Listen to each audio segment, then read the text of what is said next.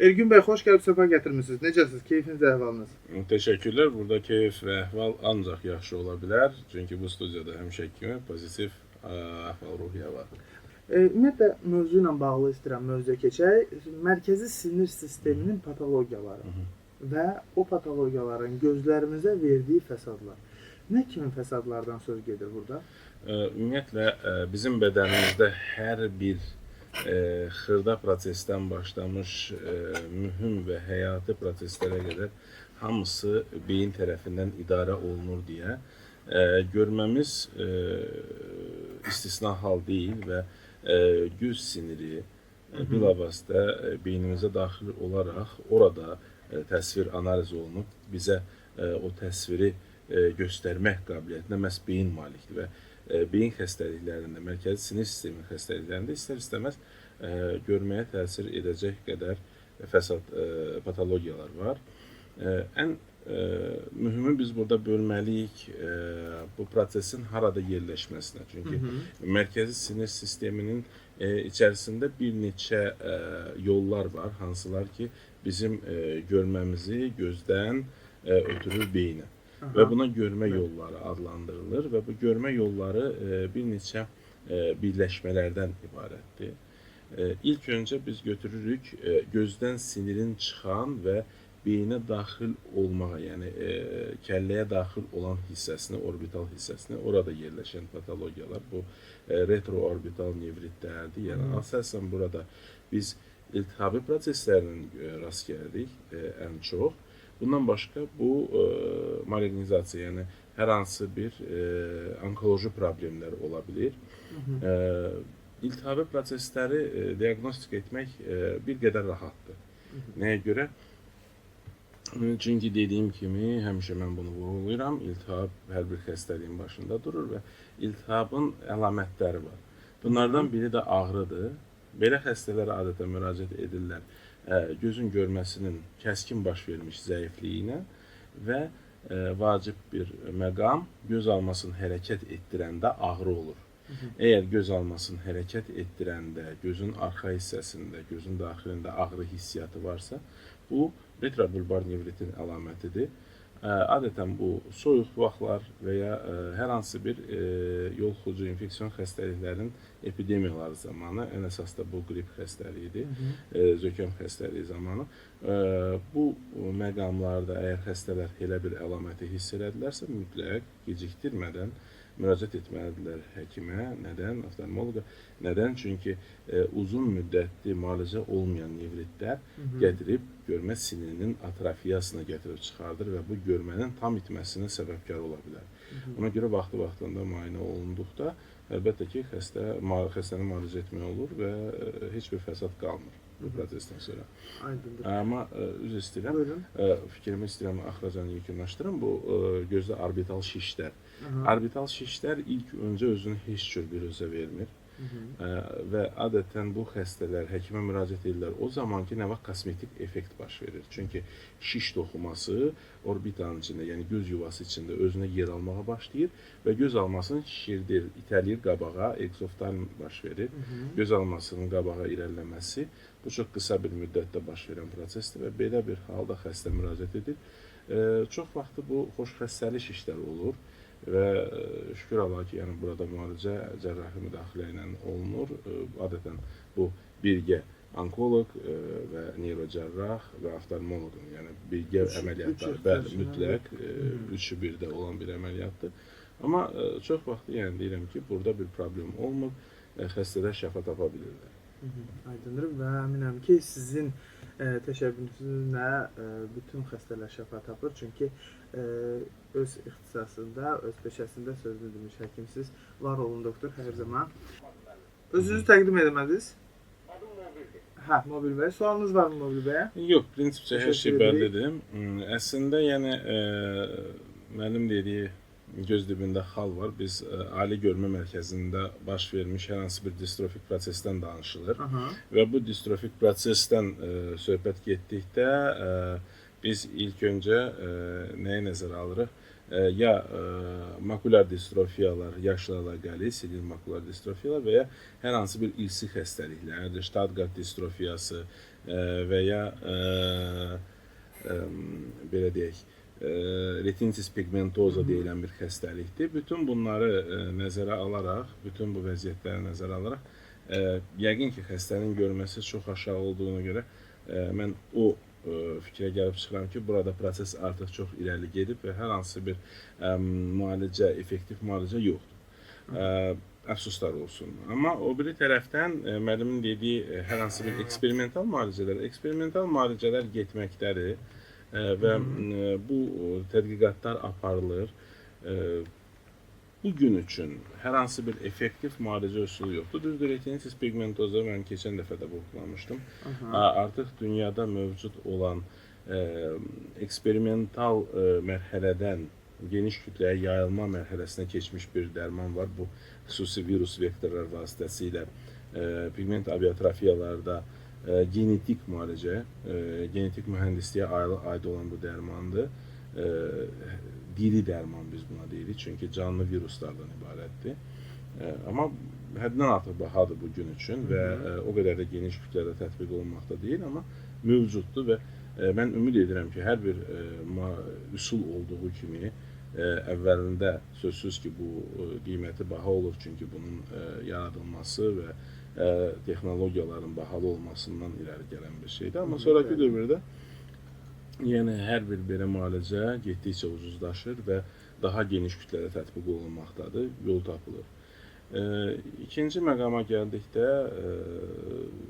belə deyək də, bu, üzr istəyirəm, Mobil bəyin vurğuladığı məqam. Yəni 2-3% bəli, görmə. bu 2-3% görmə Eynəklə düzələrmi? xeyr, əfsuslar olsun ki, düzəlməz. Nəyə görə? Çünki bizim yüksək faiz görüntünü təmin edən ali görmə mərkəzidir. O 2-3% görməni isə verən bizim periferik torlu qışağımızdır və periferik torlu qışağını hər hansı bir eynəklə görmə itiliyini artırmaq olmur. Çünki onun görmə kontrastı və görmə dəqiqlik qabiliyyəti çox aşağıdır. Yalnız o bizim üçün, yəni periferik görmə, faktiki olaraq bir atavizmdir, yəni bizə əcdadlarımızdan qalan bir görmədir. Əsas onun məqsədi təkamül nəticəsində qıraqdan gələn hər hansı bir təhlükəni təyin etmək üçündür. Yəni qıraqdan gələn bir yırtıcı kölgəni əcdadlar tez hiss etməli idilər və o periferik görmə oradan qalmış bizlər üçün bir atavizmdir, bir qalıqdır. Ona görə o böyük, kəskin itiliyə, görmə itiliyinə malik deyil, amma işıqda, məsələn, çox az bir işıqda siz xırda da olsa bir kölgəni hiss edə bilirsiniz, məhz o periferik görmənin hesabına. Ona görə onun əsas məqsədi çox az kontrastı, az dəqiqliyi olan görüntünü təmin etməkdir və belə insanlarda kimdə mərkəzi görmə pozulub, yalnız həmin 2-3% görmə qalır və bunu hər hansı bir eynəklə, əfsuslar olsun ki, korrektə etmək qeyri-mümkündür. Ümumiyyətlə, hər hansı bir korrektə edə biləcəyimiz metod varmı? Ondan istifadə oluna biləcək? Belə xəstələrdə hansılarda ki, periferik görmə pozulu, mərkəzi görmə pozulub, periferik görmə qalıb, yox. Amma əgər mərkəzi görmə, yəni haradasa 10%-ə qədər görmə varsa xəstələr, belə xəstələrdə xüsusi kömək edici vasitələr var və bunlardan əsasını mən deyə bilərəm, bu teleskopik eynəklərdir. Bunlar Qaliley teleskopunun üzərində qurulmuş xüsusi qurğulardır, hansılar ki, eynəyin üzünə taxılır, eynəyin üzərində quraşdırılır, bir cür bir binoklə bənzər bir şeydir, düz eynəyin şüşəsinə yapışdırılır və bu vasitə ilə xəstə müəyyən məsafədə görə bilir. Amma əfsuslar olsun ki, bu hər bir insanda tətbiq olunacaq bir şey deyil. Yalnız o insanda bu üsulu sınayıb görmək olar ki, buna effekt verir ya yox və elə bir insanda tətbiq oluna bilər. Düzdür, çox az bir mərkəzlər var ki, hansılar belə teleskopik eynəklərin tətbiqi ilə məşğuldur. Ona görə çox vaxt xəstələr belə deyək, köməksiz qalır. Yəni amma sizin yanınızda bilirəm ki, köməksiz qalmayacaqlar və Mobil bəy mütləq şəkildə sizə müraciət edə bilər. Mobil bəy mütləq şəkildə siz İstanbul Oyunuz Klinikasına göz mərkəzinin şöbə müdiri oftalmoloq cərrah Ergün Rəşidəzədə mütləq şəkildə müraciət edin ki, sizə həm müayinə edərək, yaxından sizin problemi görərək sizə hər hansı bir tövsiyələr verməyə çalışsın. Bəli, 105 FM dinləyicilər və bizə yeni qoşulan bütün dinləyicilər, diqqətinizi çatdırım ki, Ergün Rəşdəzadə ilə bərabər studiyada göz xəstəliklərindən danışırıq. Ümumiyyətlə, mərkəzi sinir sisteminin insan gözlərinə yaratmış olacağı fəsadlardan danışırıq.